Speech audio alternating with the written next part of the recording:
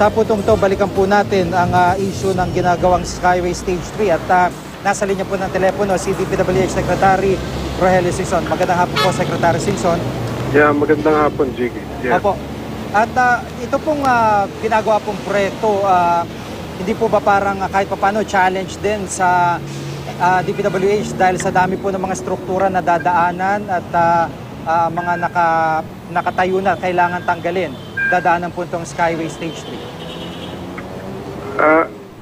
Well, paghandaan naman yan, matagal na nga natin pinag-uusapan yan among the interagencies, pati sa MMDA at mga local government unit. So, ang mukhang kailangan na lang talaga maumpisa na. Apo.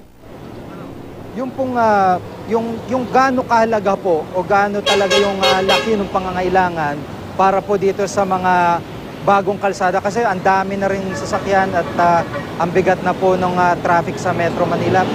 Sa inyo pong estimate, sa inyo pong pag-analisa, gaano po talaga ang pangangailangan na sa karagdagang mga kalsada? Well, ang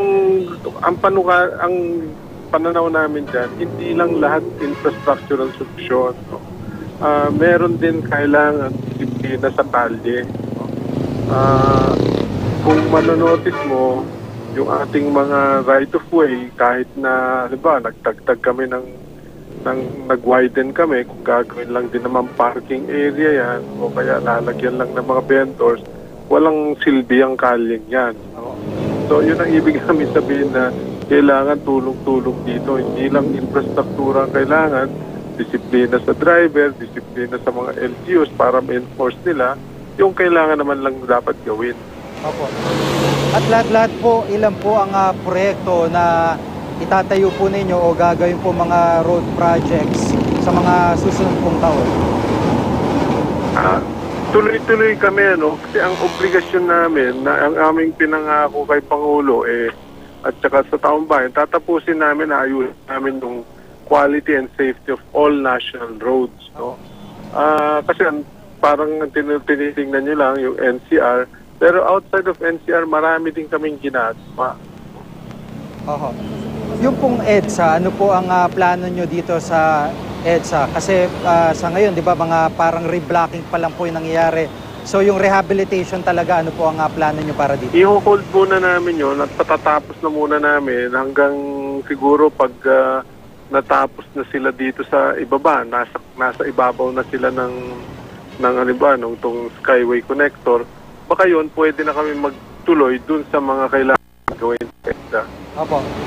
At yung pong proyekto, particular dito sa Stage 3 ng Skyway, gaano po katagal gagawin? Well, ang target ng proponent, 36 months. Kasi hindi naman nila hihintayin na matapos yung isang section. Ang sinabi sa amin, they will start in 3 different segments immediately. Opo. Siguro panghuling paalala po sa mga kababayan nating motorista dahil mamayang gabi sisimulang bakuran na yan. Ano po advice sa kanila, Secretary? Well, ang aming pakiusap ay yung mga may mga private vehicles na may driver at kung mga isa lang yung sakay, kung pwede, iwan na nila itong mga main national thoroughfares, ng EDSA, para dun sa mga public transport. Dahil sila naman pwede naman dumaan sa ibang kalye, maliban dyan, Samantala itong mga public transport, talagang yan lang ang pwede lang daanan.